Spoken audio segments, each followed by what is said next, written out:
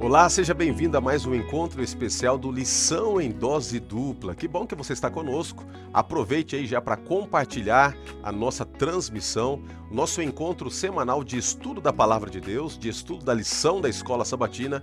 E no Lição em Dose Dupla, nós temos descontração, nós temos também a oportunidade de estudarmos com profundidade conceitos bíblicos.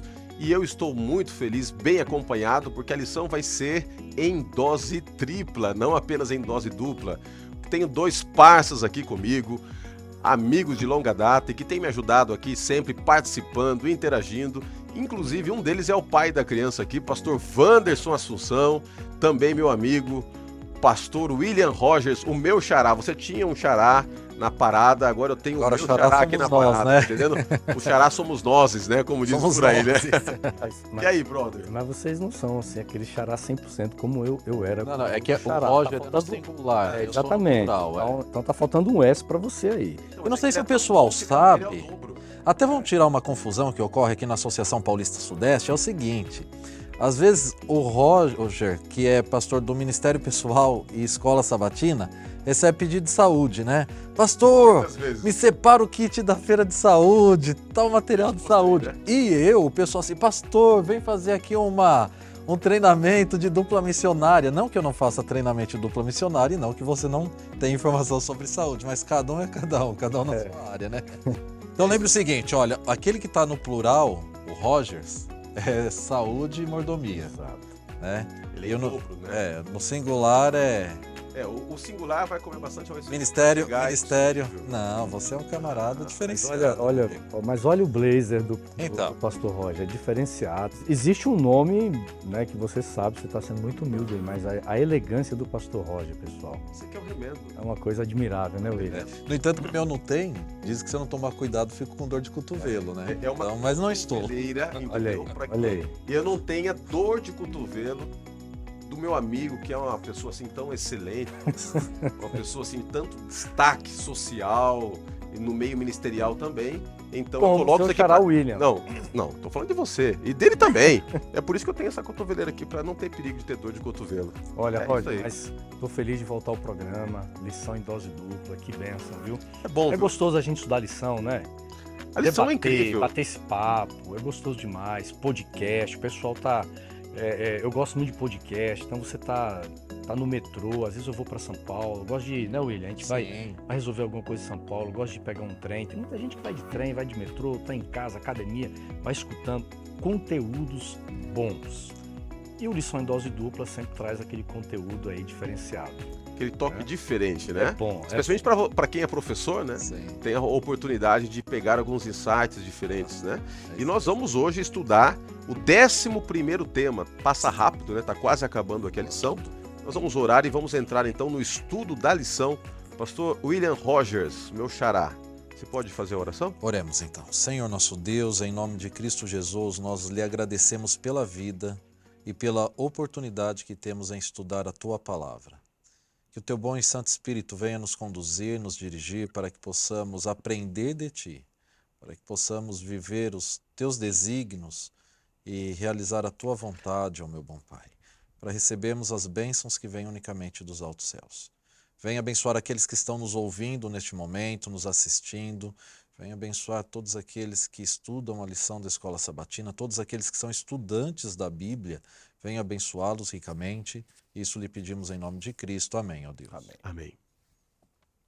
Esperando no Crisol, lição 11. O texto é um texto bem objetivo, curto, mas com um profundo significado espiritual. Dentre os frutos do Espírito, nós encontramos aqui em Gálatas 5:22, que o fruto do Espírito também é longanimidade. É a virtude de ser longânimo, de saber esperar, ter longo ânimo, né? E quando a gente olha para a Bíblia e vê a ênfase que a Bíblia dá na questão da espera, da longanimidade, para mim especialmente, pastor Wanderson, é um desafio porque minha natureza é uma natureza muito impulsiva. Eu quero às vezes fazer tudo para ontem, né? Então é para ontem, agitado, e esperar nem sempre é algo fácil. Não é fácil, porque ao esperar muitas vezes nós nos colocamos numa posição passiva, em que você tem que aguardar outro para então agir. E esse ato de aguardar Deus nem sempre é fácil. E o autor aqui, ele até coloca aquela experiência que foi feita com vários juvenis, né? Colocando diante deles ali marshmallows, e quem esperasse ganhava mais um, né? Esperava ali alguns minutos, se tivesse a virtude de esperar, ganhava mais um. Sim. Alguns na hora já colocavam na boca e não esperavam, né? E tempos depois eles verificaram que aqueles que sabiam ou souberam esperar acabaram tendo mais êxito na vida. Não é fácil, né, Pastor Wanderson? Esperar é uma situação complicada e está muitas vezes constantemente associado à questão do sofrimento. Veja bem, aqui o verso 22 diz, entretanto, o fruto do Espírito é. Então, Paulo traz aqui uma lista do que seja parte do fruto. Então, não são frutos do Espírito, é o fruto do Espírito. Um deles se chama essa paciência, né? Eu estou usando aqui a King James, a versão King James, ela traz a palavra paciência, né? Ou seja, a paciência não significa que a pessoa tem que ser paciente o tempo todo. Eu acho que essa longanimidade, essa paciência que nós estamos dando na lição da Escola Sabatina, ela tem muito a ver em você ter uma vida guiada pelo Espírito Santo, porque veja bem, às vezes nós não podemos ser pacientes em algumas ocasiões. Às vezes precisamos ser. Às vezes, por exemplo, Deus, o Espírito Santo, vai nos guiar a uma ação mais rápida. Ser proativo. Então, por exemplo, você vai encontrar vários exemplos na Bíblia de profetas, de homens, que Deus falou assim, ó, levanta e vai, Filipe, por exemplo. Né? O Espírito de Deus chega para Filipe lá, diz assim, Filipe, levanta e vai para a estrada que você vai encontrar com um homem. Ele teve que ir. Ele não teve que ficar esperando, né? Então, veja, o primeiro ponto que eu destaco aqui, Roger, é nós sermos guiados pelo Espírito Santo. Então, quando nós somos guiados pelo Espírito e Deus nos impulsiona a entender que em momentos deverá haver paciência da minha parte, né, eu vou ter que aprender a esperar no Senhor. Porque, como você falou, tem a ver com personalidade. Eu sou uma pessoa que eu gosto de tomar decisões muito rápidas. Eu não fico pensando demais, né? Por exemplo, as experiências de vida nos dão maturidade para isso. Então você é pai, por exemplo. Então no começo pode ser que você tivesse que pensar mais em tomar uma decisão. Hoje, com os anos que você tem de experiência como pai, você consegue tomar algumas decisões rapidamente, em dizer não para um filho, em dizer sim para o filho, baseado na experiência. Isso também tem que ver com experiência de vida, isso tem que ver com personalidade, né? Só que a experiência de vida e personalidade nem sempre deverão sobressair a vontade de Deus. E ainda nessa linha, às vezes nós confundimos as coisas. O pastor Wanderson colocou algo muito importante. Paciência é mais do que esperar. Porque esperar, muitas vezes, é uma fuga. Eu não quero decidir, eu não quero... Então, vou esperar. Mas olha que interessante, eu gosto sempre de estudar a origem etimológica das palavras, até porque as palavras vão perdendo ali o seu significado original. Mas a palavra paciência, ela vem do latim, patiente. E essa palavra significa ter a capacidade de aguentar. Segundo o significado, não desistir. Então, paciência não é só esperar, até porque a origem etimológica não está relacionada com o tempo, com esperar. Está relacionado com resistência, que é não desistir, tá ok? E o aguentar, né? Ou seja, é a força. Então, como o tema da lição é esperando no crisol, então eu creio que a questão do esperar é no Senhor, em meio ao crisol. Por exemplo aqui, pastor Roger, eu acho que vale a pena nós lermos, depois, um pouco mais à frente, nós vamos detalhar mais aqui. Vale a pena a gente dar uma olhada no Salmos 37, verso 7, né? Que nós encontramos aqui em nosso guia, diz o seguinte, quero ler para vocês aqui o Salmo 37 na Nova Versão Internacional. E o versículo 7 diz o seguinte, é muito lindo esse texto: descansa no Senhor, aguarde por Ele com paciência. Ou seja, completando aqui o pastor William fala, a lição da escola sabatina diz que esse termo utilizado aqui pelo salmista, esse descansa no Senhor, tenha paciência nele, né? Tem a ver com você saber sofrer, em você estar, às vezes, ferido, em às vezes você estar triste, né? Ou seja, se eu estou triste por questões como Paulo às vezes sentiu tristeza, como o próprio Jesus sentiu tristeza quando ele olhou para Jerusalém e ele chora, né? Mas é você saber viver esses momentos. É você saber viver com segurança. É você saber viver que Deus está no controle das coisas. Então, esperar não é fácil. Esperar muitas vezes é doloroso. Esperar às vezes machuca demais.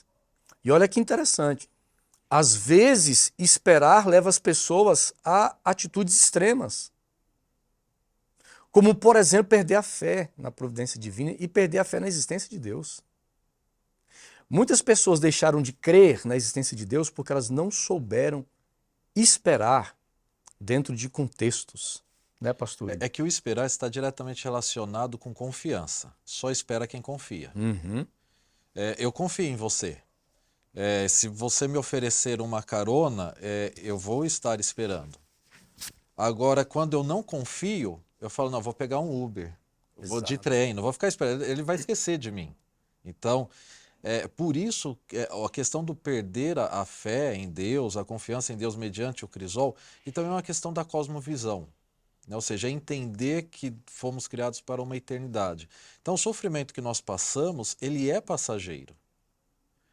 Agora, se eu não tenho essa visão de que o Deus é eterno e os propósitos de Deus para a minha vida são eternos, eu acho que minha vida é isso que eu estou vivendo. E aí por isso que eu não consigo aceitar um sofrimento, ou uma dificuldade, ou uma privação que é momentânea e que ela vai acabar. Até porque Deus venceu todas as coisas na cruz do Calvário. Até por isso que Paulo, ele coloca aqui em Romanos 15, verso 4, o seguinte: porque tudo que outrora foi escrito para nosso ensino foi escrito, a fim de que pela paciência e pela consolação das Escrituras tenhamos esperança. E aí vem um ponto importante. Muitas vezes, ao olharmos para as Escrituras, ao nos depararmos com relatos, com exortações, com orientações, aquilo que lá atrás foi escrito para que nós possamos ter a virtude de saber esperar e, esperando, ainda assim tenhamos esperança. Né? Então, eu acredito que Paulo, de maneira muito singular, ele estabelece esse ponto. De que você, quando olha para a Bíblia, quando você olha para aquilo que outrora foi escrito, você vai ter a força necessária para, no presente, saber esperar com paciência, sem perder a esperança. Porque eu acredito que paciência e esperança estão interligadas, né? Esperança, você aguarda a realização de algo porque você confia. E enquanto você aguarda, você é paciente. Exato, eu acho que esse texto tem muito a ver, por exemplo, com o contexto de Jó. Jó precisou de exercitar demais esse fruto do Espírito. Todo o contexto de sofrimento, ele perde bens, ele perde filhos, né? Ele é mal compreendido pela esposa, mal compreendido pelos amigos no sentido teológico, no sentido de religioso, de fé. Ele sofre com uma enfermidade que naqueles tempos a cosmovisão você está doente porque você tem um pecado. Então isso pesava demais sobre ele. E Jó, chega um momento que ele diz assim, mas eu sei que o meu Redentor vive. Ou seja, a paciência de Jó tinha que ver na ação divina. Na providência de Deus no melhor. E como vocês falaram, essa paciência que a gente precisa exercitar, que na verdade ela não provém de mim mesmo, é um fruto do Espírito, ela precisa ser centrada em Deus. na providência de Deus, na esperança em Deus. Então Jó tinha esperança. Jó pensou, a conclusão dele foi a seguinte: se eu morrer, não tem problema. Eu creio que o meu Redentor vive e um dia ele vai me ressuscitar. A mesma experiência você vai ter com Abraão quando Deus pede para que ele sacrificasse Isaac. Ou seja, eu creio que se eu sacrificar o meu filho, Deus terá poder para fazer o quê? Para trazê-lo de volta. A esperança. É a confiança. Veja, e como você falou, né, William, essa questão da esperança não tem nem tanta, às vezes não tem tanto a ver com o tempo. Não. Porque pode ser 2 dias. Sim. O contexto de Abraão, por exemplo, foi uma viagem de 2, 3 dias, onde Deus pede para que ele sacrificasse o filho, todo o trajeto.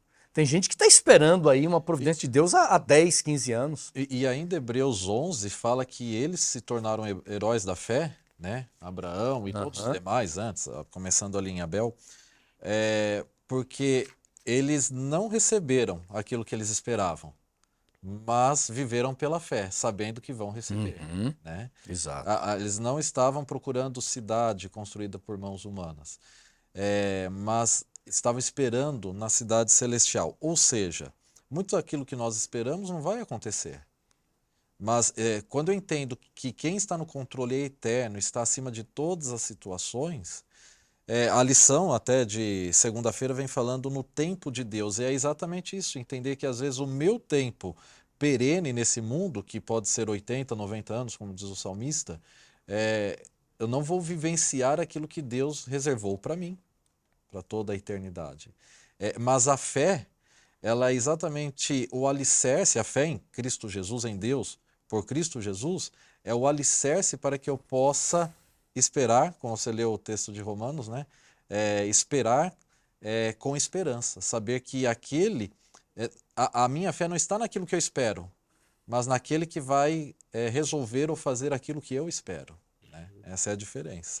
Deus, nós vimos então até agora que Deus é um Deus paciente, tardio em irar-se, ele não apressa e nem desacelera, ele sempre tem o tempo certo para as coisas. E ele é esse Deus paciente e é o Deus que age conforme tem que agir no momento oportuno. Gálatas 4, verso 4, nós temos aqui outro texto poderoso que diz assim: vindo, porém, a plenitude do tempo, Deus enviou seu filho, nascido de mulher, nascido sob a lei, para resgatar os que estavam sob a lei, a fim de que recebêssemos a adoção de filhos. Essa expressão, né, plenitude dos tempos, é uma expressão que abre muito debate no campo teológico, e essa expressão ela pode apontar 2 coisas. Primeiro, ele tinha que vir naquele momento exato para que se cumprisse o tempo da profecia. Sim, isso mesmo. E ele precisaria vir naquele momento porque não havia como mais protelar.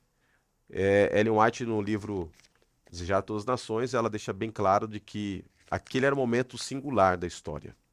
Se ele não viesse naquele tempo, o mundo não mais teria condições de receber o Messias. Então, seja pela profecia, ou seja pelo momento em que ele veio, as condições sendo favoráveis para que ele iniciasse seu ministério, a gente entende uma coisa. Deus, ele sabia o tempo certo de entrar em cena. Só que esse tempo certo demorou aí 4.000 anos, né? Aproximadamente, desde o início do pecado.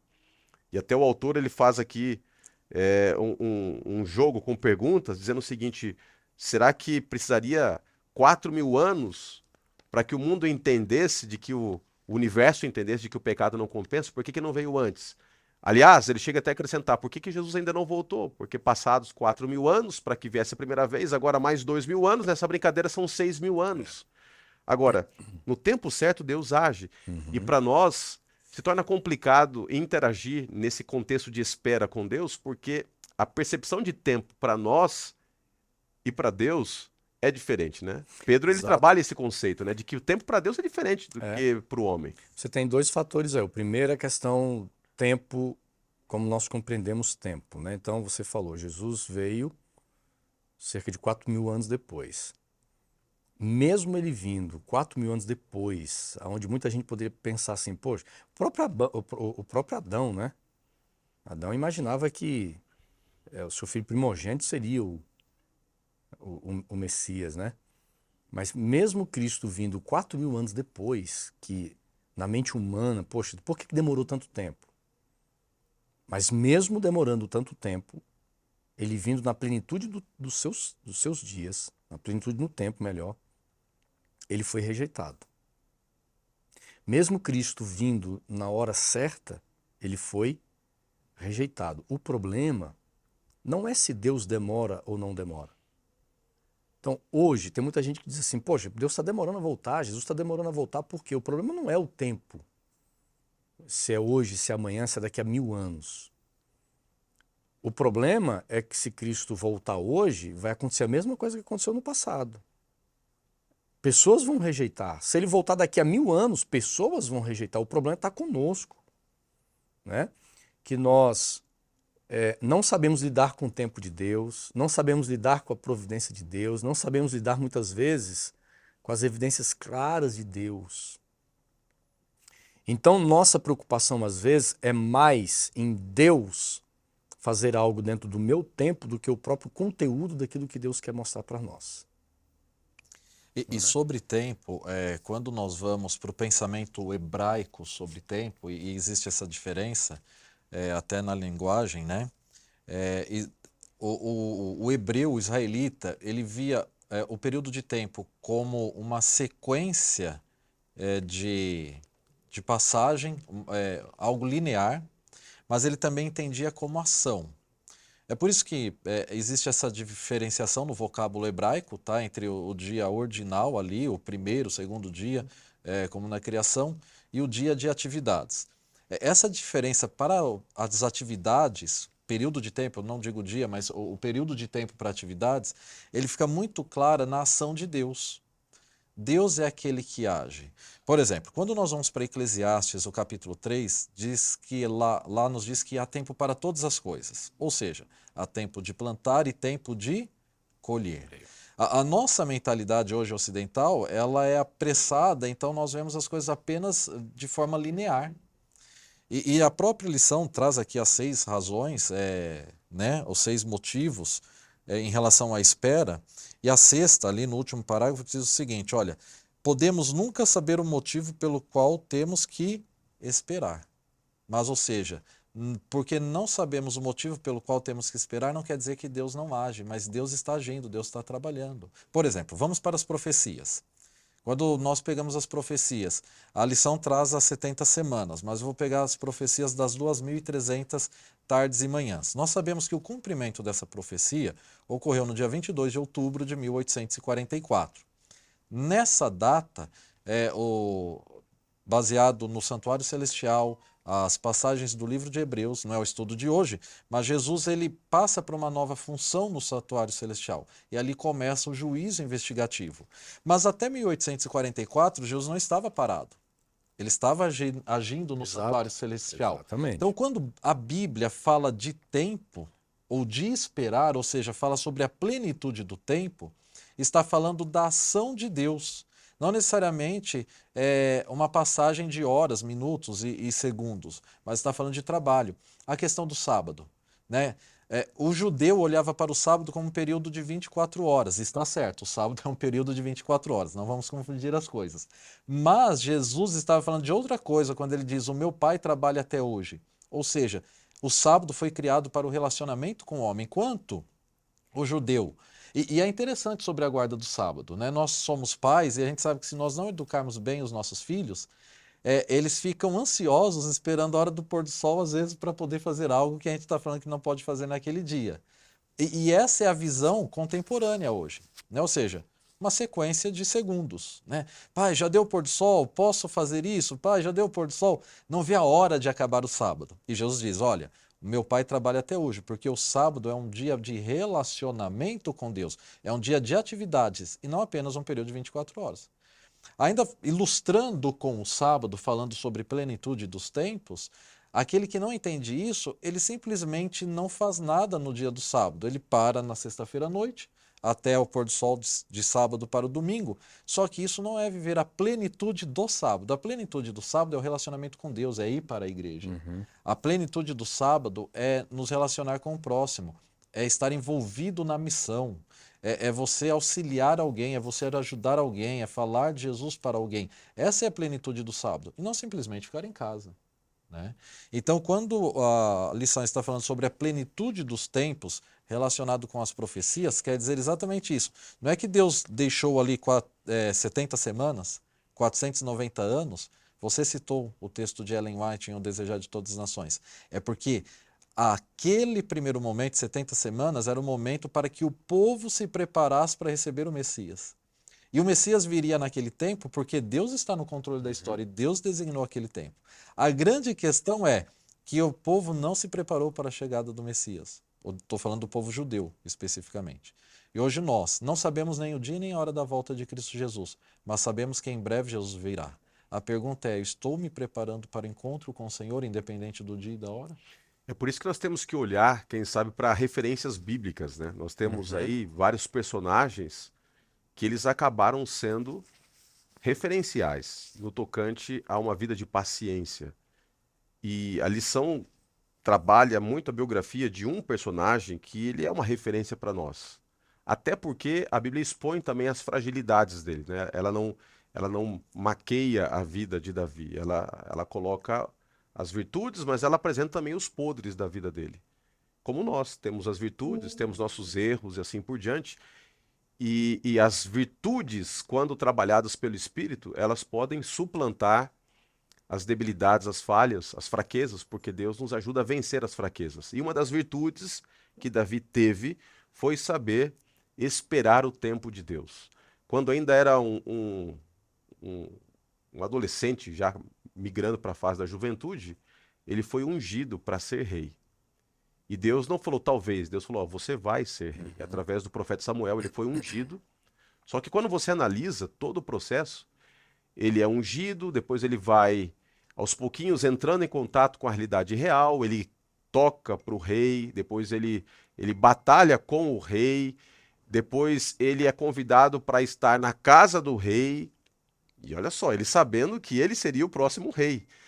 Fica evidente para todos que ele tinha não apenas a escolha da parte de Deus, mas os atributos para ser um rei, passa a ser perseguido por isso. Depois de muito tempo, ele começa a reinar em Hebrom por 7 anos, para depois, né, mesmo depois do contexto, depois de Judá, mesmo depois da morte de Saul, ele não automaticamente ele não assume o reino, né, governando toda a nação. Ele faz um estágio inicial ali em Hebrom para depois de 7 anos, conseguir ter sob seu domínio toda a nação. E ele teve oportunidades, inclusive, para matar Saul. Uma vez Saul foi lá, entrou numa caverna para fazer necessidades. Ele tinha faca e queijo na mão. E os soldados dele cochichando, olha, Deus te deu a vitória. Ele colocou o inimigo na tua mão. Ele falou assim, Deus que me livre de fazer isso. Arrancou ali uma partezinha do vestido, mas falou assim, não vou matar esse homem. É uma situação vexatória, né? Eu quero destacar aqui um pouquinho sobre a vida de Davi. Você tem um indivíduo que aprende a ser humilde,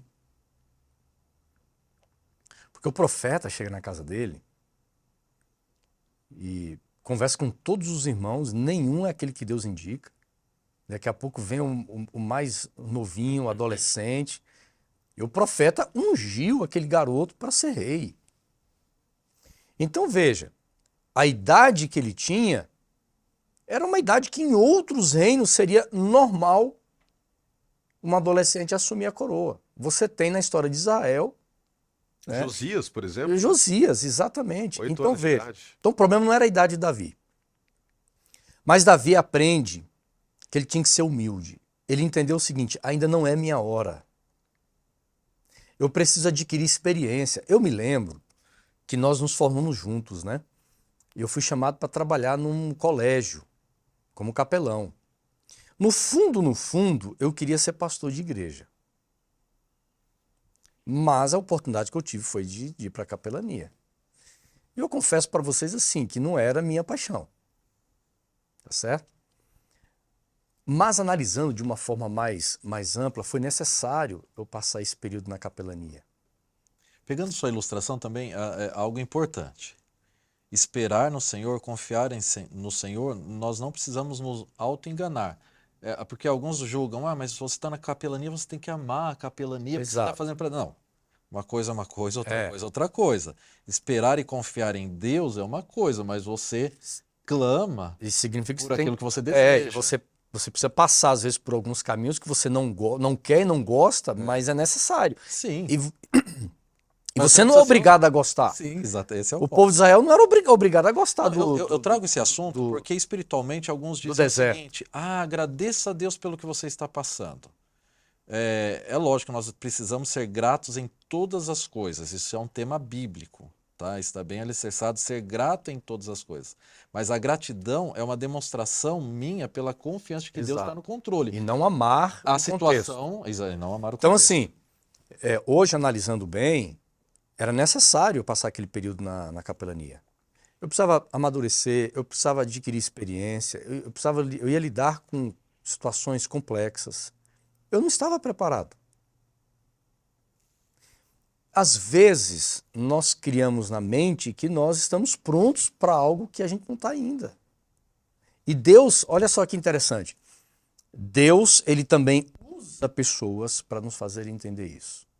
Ele usa circunstâncias. Então, veja, Davi, como você falou, ele precisava passar por processos de amadurecimento. E outra, também não tinha só a ver com Davi, tinha a ver com Saul. A graça de Deus para ele, né? Exato, porque Deus muitas vezes ainda ficou trabalhando com Saul. O Espírito Santo falava ao coração de Saul. Mas chega um momento, Deus falou assim, acabou agora, eu vou por fim no reinado dele, e é hora de colocar quem? É hora de colocar Davi, né? Não temos essa informação. Deus poderia ter colocado, de repente, Davi antes no governo? Poderia, não sei. Mas, de repente, Deus também queria dar mais uma oportunidade de trabalhar essas questões da salvação na vida de Saul. Então, assim, Deus tem formas extraordinárias de se fazer as coisas, né?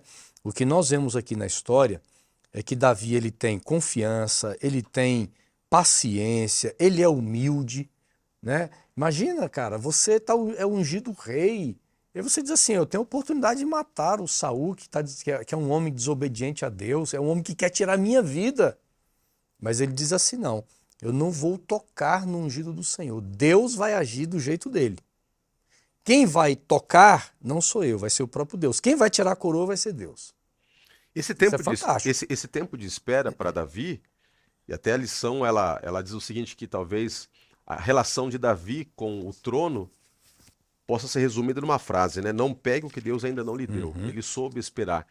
Talvez Davi tenha sido tão amado e tão respeitado, porque nesse tempo de espera ficou muito gritante o contraste entre o caráter de Saul e o caráter de Davi, né? As pessoas sabiam quem era Davi, porque ele se manifestou ser o que era no momento de espera. E as pessoas entenderam quem era Saul e por isso talvez que foi importante esse tempo de espera, não apenas para lapidar o próprio Davi, mas preparar a nação para que a nação compreendesse a grandeza daquele homem. E talvez toda a credibilidade que ele teve foi construída também nesse tempo de espera. Mas a Bíblia também fala de outros personagens que se precipitaram, né? E é até interessante que o exemplo aqui que é colocado de alguém que se precipitou mostra justamente esses contrastes que nós falamos, né? A gente às vezes usa Davi para associar a biografia dele a alguns erros que ele cometeu, mas aqui no caso o autor ele coloca a virtude de Davi. E em Elias você tem poucos erros ali na biografia dele porque foi um homem que caminhou muito com Deus, mas ele teve uma página um pouco escura da vida. Foi quando ele se precipita e comete um ato de falta de fé. Resumindo a história, a gente sabe que Elias ele foi usado por Deus para repreender Acabe, e ele aprende a esperar em Deus quando lança a profecia de juízo, mais de 3 anos aí não vai chover. E ele se esconde, ele é amparado por Deus, ele espera pacientemente até que Deus diz assim, ó, vai lá e confronte novamente Acabe.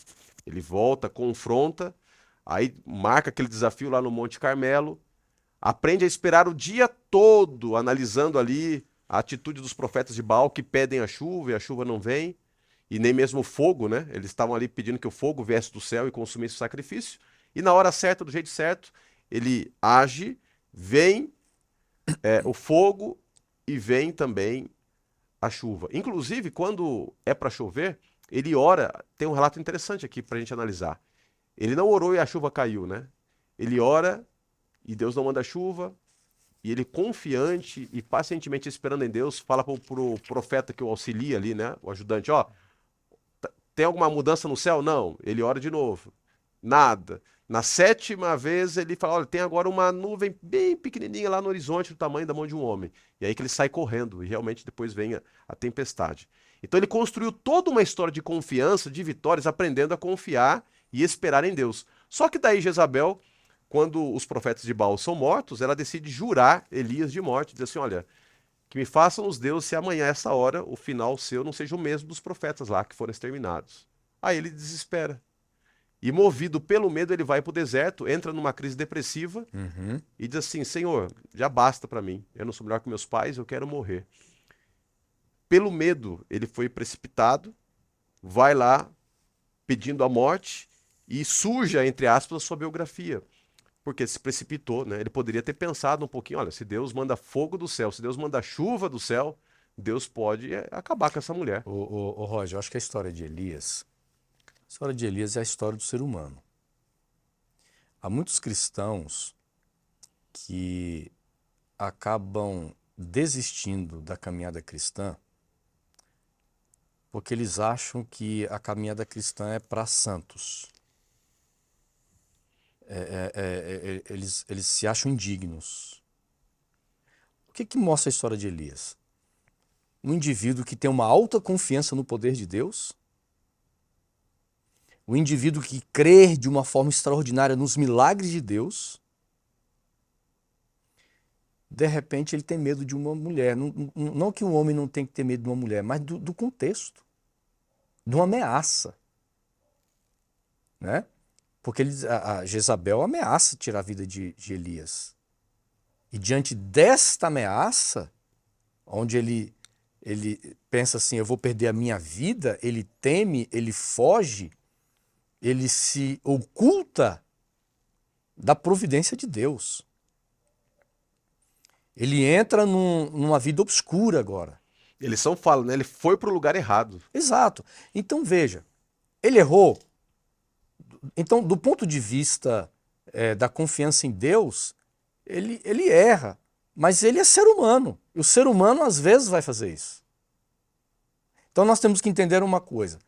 Deus não espera que eu acerte o tempo todo. Ele quer que eu acerte? Ele quer, mas Deus não exige, porque Deus sabe que nós somos seres humanos. Então, haverá momentos da nossa vida que a gente não vai saber esperar, a gente vai errar. Abraão errou, Jacó foi lá e tentou, né, usurpar a primogenitura que viria da forma como Deus ia dar para ele.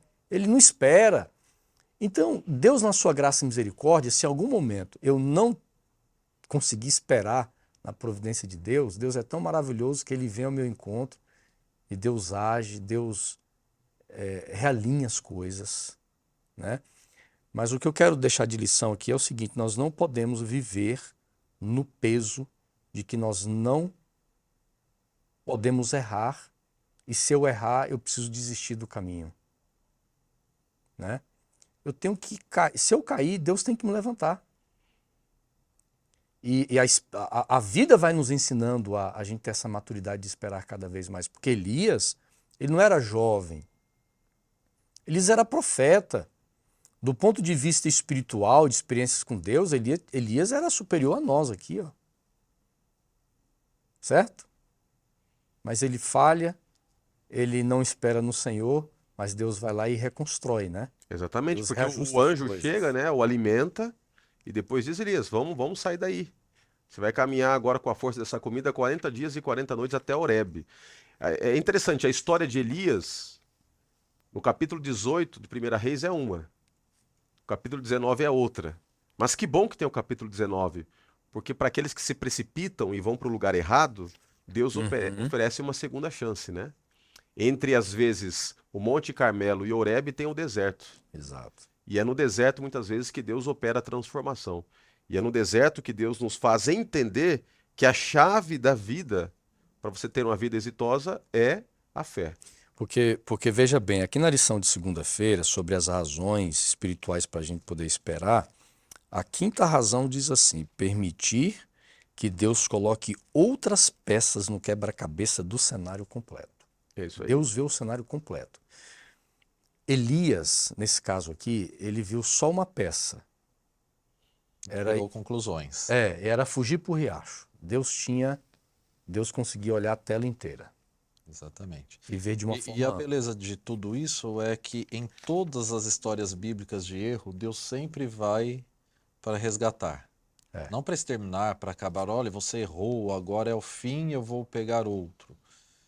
Você vê no caso de Abrão, quando ele desce para o Egito a primeira vez, Deus falou com Abrão através do faraó, né? Porque você me mentiu.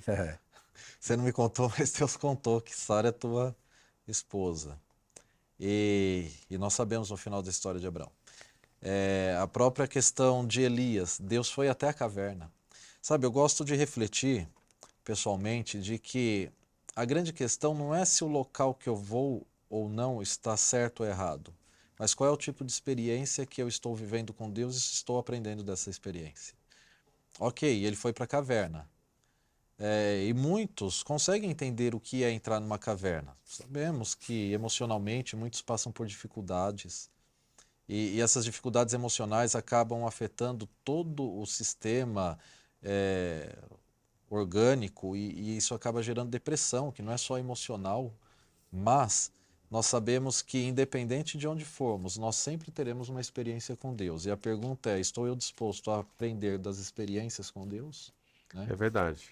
Agora veja, só fazendo um contraponto, a gente aprende em tudo, mas às vezes a gente pode evitar algumas coisas. Sim.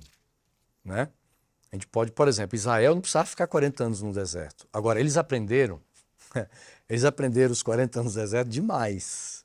Ou até parece que não aprenderam, né? É o paradoxo, né? Aprender e não aprenderam. Então, assim... Que aí o período de juízes mostra aquele ciclo lindo, né? Exatamente. Quer dizer, arrependimento, resgate, aí apostasia, aí opressão e novamente arrependimento. E para encerrarmos esse estudo tão prazeroso, eu não sei quanto a vocês, mas cada vez que eu estudo a lição da Escola Sabatina, meu coração se enche de alegria. São percepções diferentes que nos aproximam de Deus. E nós vamos abordar aqui um salmo da Bíblia. Eu não vou ler todo o salmo, é um salmo que ele tem 40 versos, mas eu quero ler a partir do verso 3, o que diz aqui a palavra do Senhor. Confia no Senhor e faz o bem. Habita na terra e alimenta-te da verdade. Agrada-te do Senhor e Ele satisfará os desejos do teu coração. Entrega o teu caminho ao Senhor, confia nele e o mais Ele fará. Fará sobressair a tua justiça como a luz e o teu direito como o sol do meio-dia. Descansa no Senhor e espera nele. Não te irrites por causa do homem que prospera em teu caminho, por causa do que leva a cabo seus maus desígnios. Interessante que este salmo, escrito por Davi, é um salmo que vai trabalhar muito a questão da confiança. Enquanto a gente espera e aguardamos o ato específico de Deus, nós conseguimos perceber outras virtudes que fazem com que Ele seja Deus, né? O seu cuidado, a sua longanimidade para conosco, a percepção de que Ele tem a hora certa para agir. E é por isso que este salmo diz o seguinte, que quando a gente se agrada de Deus, quando a gente coloca Deus em primeiro lugar, Ele não apenas vai satisfazer os desejos do nosso coração, mas Ele vai fazer tudo o mais que nós precisamos, mas do jeito dele, porque Ele é Deus, eu não sou Deus.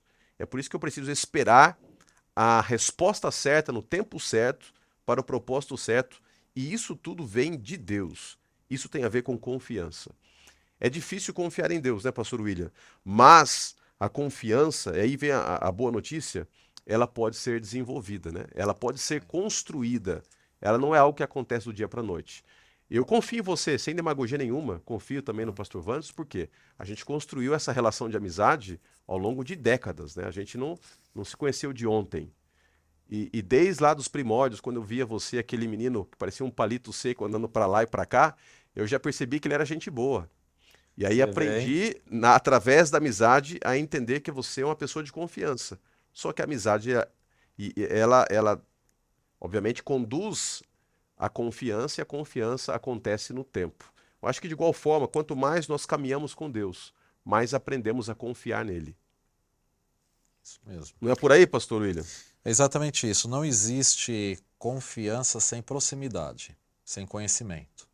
Então, por isso Demanda que, tempo, né? Demanda sim, tempo. por isso que ela pode ser desenvolvida. Porque você só confia naquilo que você conhece. Se você não conhece, você não vai ter a tendência de confiar. Então, é por isso que nós precisamos nos aproximar de Deus, para que possamos declarar da mesma forma: eu sei em quem eu tenho crido.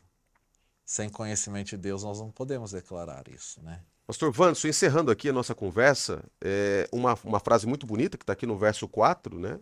Já que a gente está falando de confiança, esperar e Uhum. tudo mais, aqui o salmista ele coloca a expressão agrada-te do Senhor. O que a gente podia aprender ou entender dessa expressão? Eu quero fazer um resuminho aqui. Esse salmo ele tem muito a ver com a centralidade dele é comunhão com Deus, viver na presença de Deus. É a pessoa que aprende a conhecer a Deus no seu caráter, as suas obras, os seus feitos. Quem conhece, olha que interessante. Então, quem conhece, confia. É o verso 3, confia no Senhor. Então, quem conhece, confia. A pessoa que desenvolve um relacionamento com Deus vai confiar nele. Quem confia vai viver uma vida que agrada ao Senhor, como diz o versículo 4 aqui, né? Agrada-se do Senhor e ele satisfará os desejos do seu coração.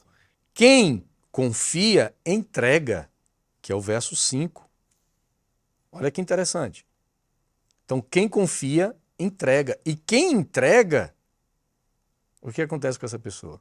É o que está no verso 7. Ele vai descansar no Senhor. Vai aprender a descansar. Uma vez, eu li este salmo aqui para uma irmã, que eu fui pastor dela. Ela estava conversando comigo e ela chorava e dizia assim: pastor, eu estou com uma angústia muito grande porque eu tenho 2 filhas que estão longe de Jesus. Eu tenho feito tanto, eu oro, eu vou lá, eu converso com elas e ela, né, expressou toda a sua angústia. E ali eu tive o privilégio de ler esse texto da Bíblia para esta irmã e dizer assim: irmã, você precisa parar de se angustiar e esperar no Senhor. Então entrega a vida das tuas filhas a Ele e descansa em Deus, porque se alguém que mais almeja a salvação delas é o Senhor. Então confia na providência de Deus. Tenha paz no seu coração. Então o que Davi está dizendo aqui é que nós precisamos desenvolver essa relação com Deus, de relacionamento íntimo com Ele, de confiança, de entrega. Aí nós vamos saber descansar no Senhor. E descansar tem a ver em saber esperar, como a gente estudou aqui durante todos esse tempo que nós ficamos juntos, né? E é claro, nós vamos saber agradar o Senhor e Deus satisfará os desejos do nosso coração. Olha só, encerrando aqui o nosso encontro, eu quero deixar um pensamento para você, tá? Você que está assistindo conosco. A bravura de um soldado é percebida na guerra, mas o seu caráter é revelado no tempo de espera. Por que eu estou dizendo isso? Nós estamos vivendo num grande tempo de espera. Não por acaso, depois de descrever os sinais da volta de Jesus em Mateus 24, no capítulo 25, Jesus introduz a história das 10 virgens que forçadamente são colocadas num tempo de espera. E nesse tempo de espera, algumas se prepararam e outras não, para entrarem na festa, para celebrarem com o noivo as núpcias.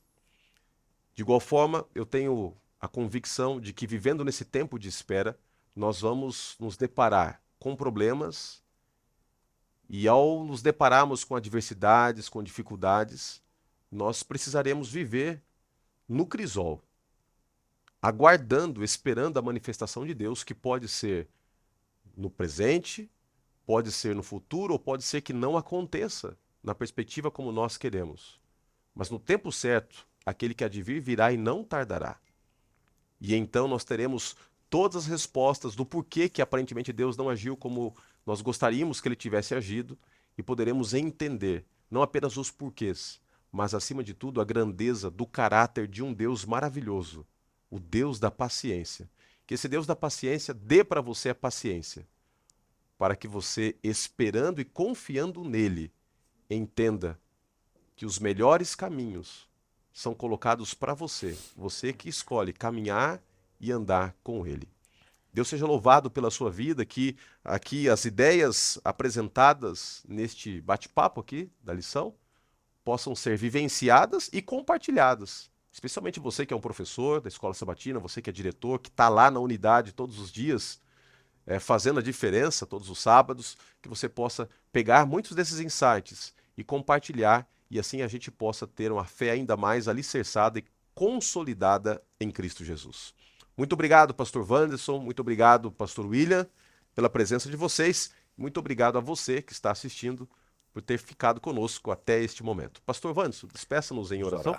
Pai querido, nós louvamos o teu nome, Senhor, na beleza da tua santidade. O Senhor é maravilhoso. O Senhor é um Deus que nos ensina a vivermos na tua dependência, na tua providência. Obrigado pelo fruto do Espírito, que é a longanimidade, essa paciência, que ela não é gerada por nossa personalidade e nem pela nossa experiência, mas é algo que vem do Espírito de Deus em nossa vida. É muito mais do que esperar num tempo definido. É a gente aprender a viver na fé do Senhor. É nós aprendermos a sermos felizes naquilo que o Senhor, da forma como o Senhor nos responde. É nós nos satisfazermos quando o Senhor fica calado também. E obrigado porque a tua mão poderosa e forte é conosco. É com os nossos amigos e amigas que estão ouvindo este programa, estão assistindo. Que nós sejamos sempre perseverantes, Senhor Deus, em Ti. E que aprendamos a confiar, nos entregar e descansar no Senhor. É a nossa oração em nome de Jesus. Amém. Amém.